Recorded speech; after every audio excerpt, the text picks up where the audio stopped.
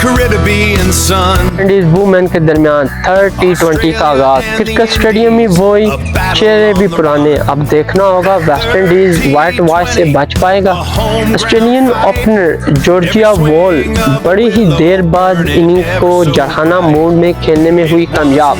Australia की एक ही player ने तबाह को इनिंग का आगाज किया और स्कोर को 200 तक पहुंचा दिया। वेस्ट इंडीज की बॉलर टोटली हुई नाकाम।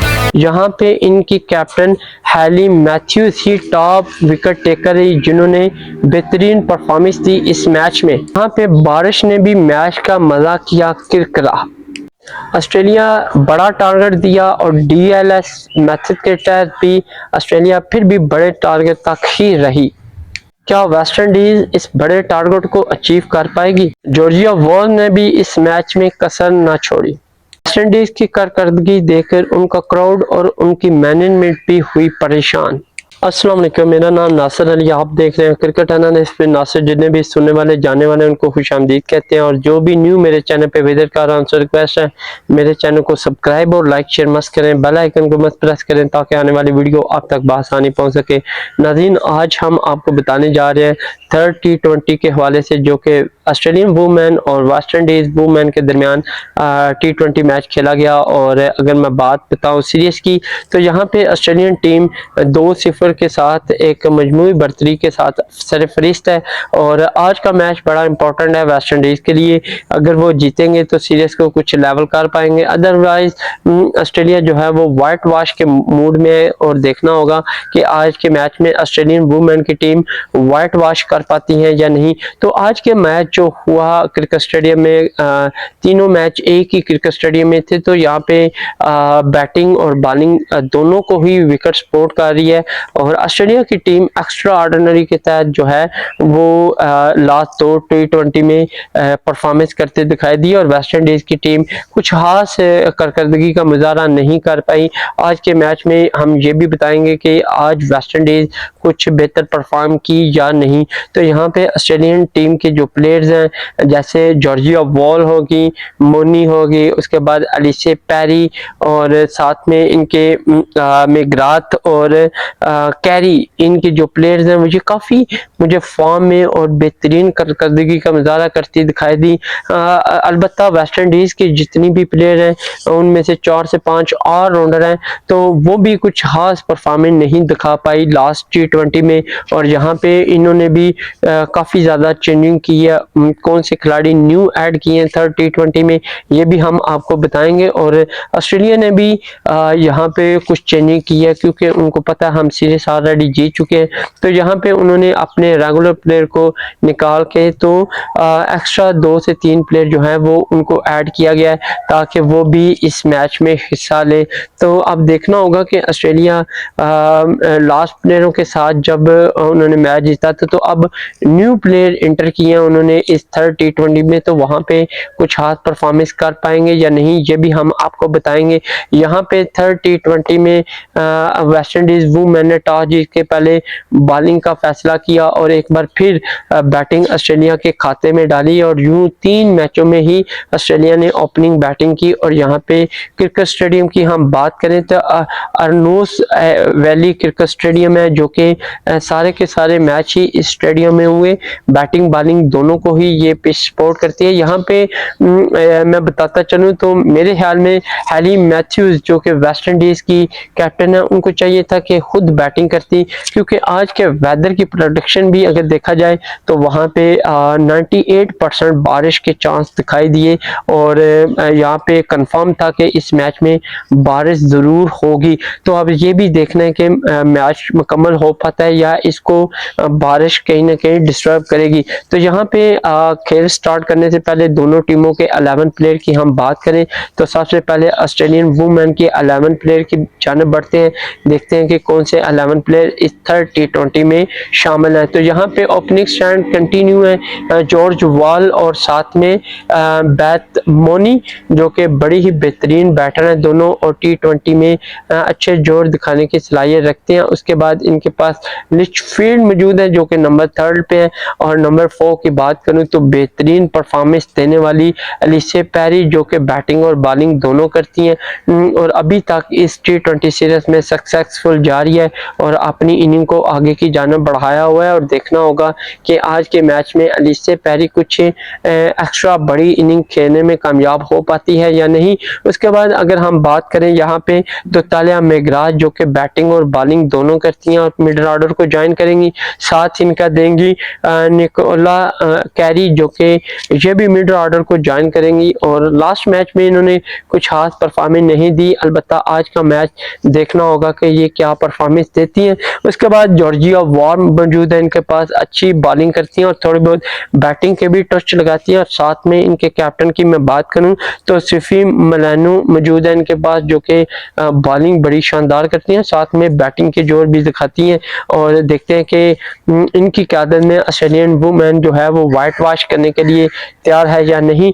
उसके बाद इनकी स्पिन बॉलिंग की बात करूं तो एलेना किंग जो कि back to back player of the match करार पाई और आज का मैच देखना होगा कि इनकी बॉलिंग कैसी रहती है। साथ में लकी हैमिल्टन को ऐड किया गया है और देखते हैं हैमिल्टन अपनी बॉलिंग का जादू दिखा पाएंगी या नहीं। ये भी बड़ी बेहतरीन बॉलर है और लास्ट जो टेस्ट मैच हुआ था तो वहां पे इसने बड़ी ही शानदार कारकर्दगी का मुजाहरा किया। उसके बाद मेंगा कट्स को दोबारा शामिल किया गया थर्ड T20 में। अब देखते हैं कि ये इस मैच में क्या परफॉर्म करेगी। साथ में अगर हम बात करें वेस्ट इंडीज वुमेन की टीम के बारे में तो यहाँ पे भी काफ़ी सारी चेंजिंग देखने को मिली है। अगर ओपनिंग स्टैंड की बात करूँ ज्ञाना जोसेफ साथ देंगी हेली मैथ्यूज़ का जो कि टीम की क़यादत कर रही हैं। और हेली मैथ्यूज़ जो है वो अकेली है जो विकेटें भी ले रही हैं और साथ में अच्छे रन्स भी करती दिखाई दे रही है। उसके बाद एबोनी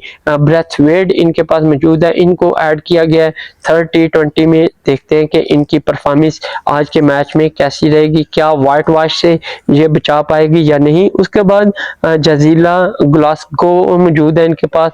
अब देखते हैं कि जनीला ग्लासगो बॉलिंग के साथ साथ बैटिंग में क्या रोल प्ले करती हैं। उसके बाद जनेरा डोटेन मौजूद है, ये भी कुछ 50-50 या बैटिंग भी कर लेती हैं और बॉलिंग भी, और दोनों में ही कुछ रला मिला ही परफॉर्मेंस दे रही है। अब देखते हैं कि थर्ड में क्या परफॉर्म करती हैं। उसके बाद मोडी मैंगोरू मौजूद है, देखते हैं कि मोडी मैंगोरू इस मैच में विकेट कीपिंग के साथ अंजाम देंगी और साथ में देखते हैं कि इस चांस को वो सक्सेसफुल अचीव करती हैं या नहीं। उसके बाद इनके पास जहजरा क्लैक्सटन मौजूद है, साथ में जिद्दा जेमिस मौजूद है, इनको भी थर्ड T20 में मौका दिया गया। अब इनकी परफॉर्मेंस भी देखनी होगी। उसके बाद आलिया अलेने मौजूद है इनके पास, साथ में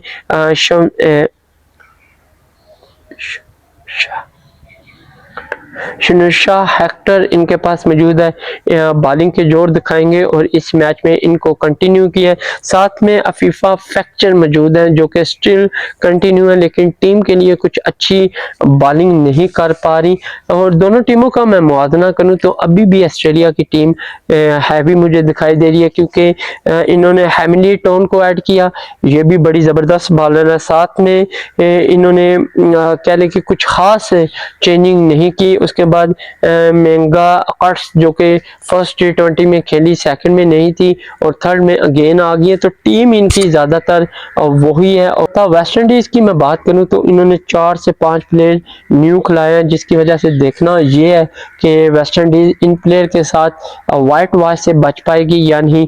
तो यहाँ पे ऑस्ट्रेलिया ने फर्स्ट इनिंग का आगाज़ किया और ओपनिंग स्टैंड कुछ अच्छा आगाज़ ना दे सकी। तो यहाँ पे जॉर्जिया वॉल और साथ में बैथ मोनी की बात करें तो इन दोनों के दरमियान 18 रन की पार्टनरशिप रही और कुछ खास बड़ी पार्टनरशिप ना दे सकी।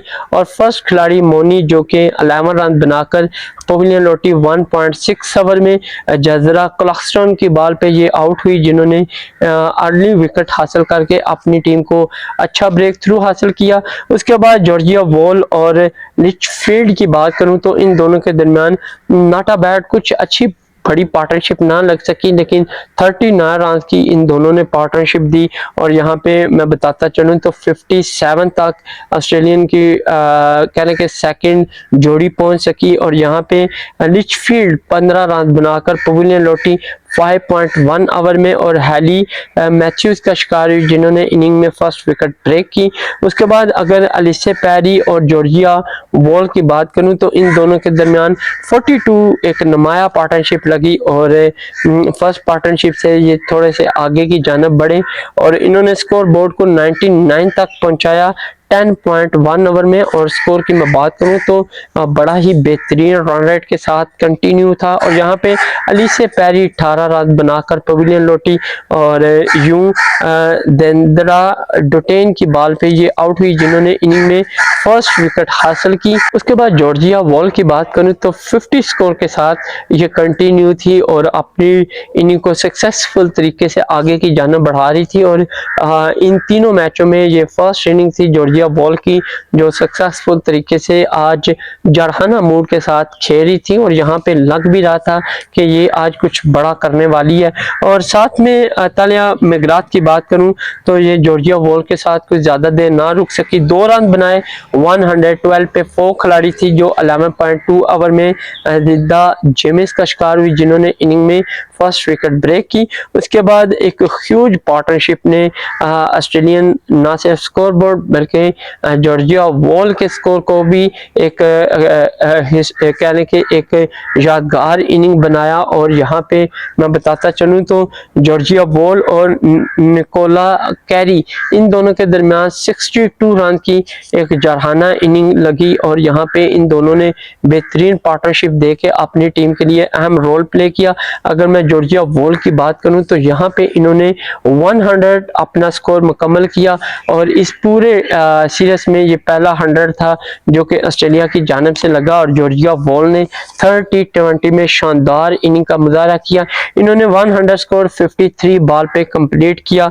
अगर मैं इनकी एवरेज की बात करूं तो 190.57 थी, और यहाँ पे 4 इन्होंने 9 लगाए और 6 इन्होंने 6 लगाए, जिसकी वजह से इन्होंने अपना 100 स्कोर मुकम्मल किया।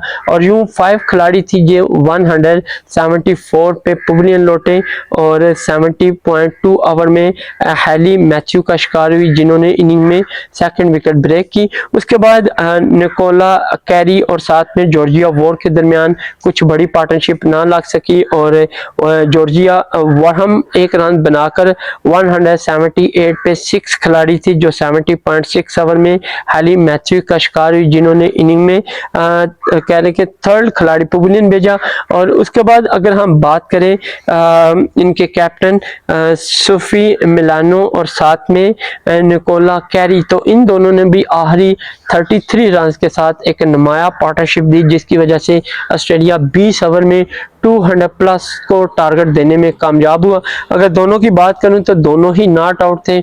निकोला कैरी 24 रन बनाकर नॉट आउट रही। साथ में इनके कैप्टन की बात करूं तो मिलानो जो कि 25 रन बनाकर ये भी नॉट आउट रही। तो यहाँ पे ऑस्ट्रेलिया ने अपनी इनिंग में 20 ओवर मुकम्मल खेले और 7 विकेट के नुकसान पे कहने के 211 रन बनाए।